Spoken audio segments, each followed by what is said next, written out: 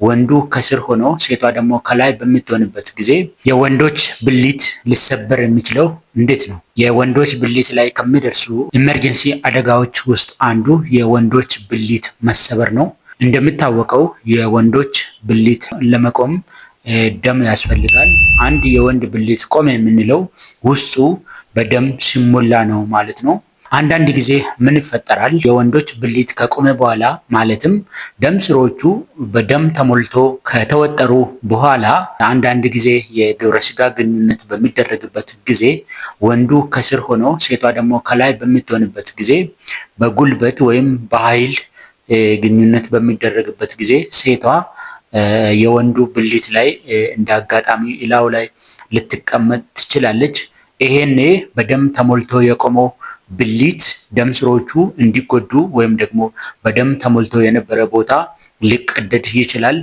በዚህ ጊዜ የወንዱ ብልት ተሰበረ ብለን እንጠራለን ማለት ነው።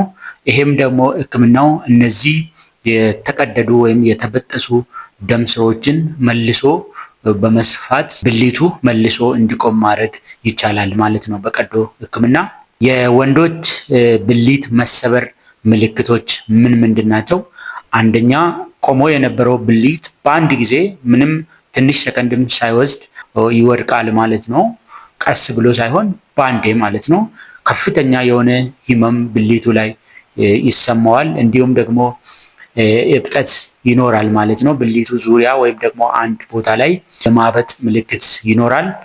እንዲሁም ደግሞ አንዳንድ ሰው ላይ ደግሞ የብልቱ ጫፍ ላይ የደም ጠብታ ሊታይ ይችላል ማለት ነው። ስለዚህ በተለይ በግብረ ስጋ ግንኙነት ጊዜ ከፍተኛ የብልት ህመም እንዲሁም ቆሞ የነበረው ብልት ባንዴ የሚወድቅ ከሆነ የብልት መሰበር ሊሆን ስለሚችል ፈጥኖ ወደ ሐኪም ቤት በመሄድ ሕክምና ማድረግ ይኖርብናል ማለት ነው። አመሰግናለሁ።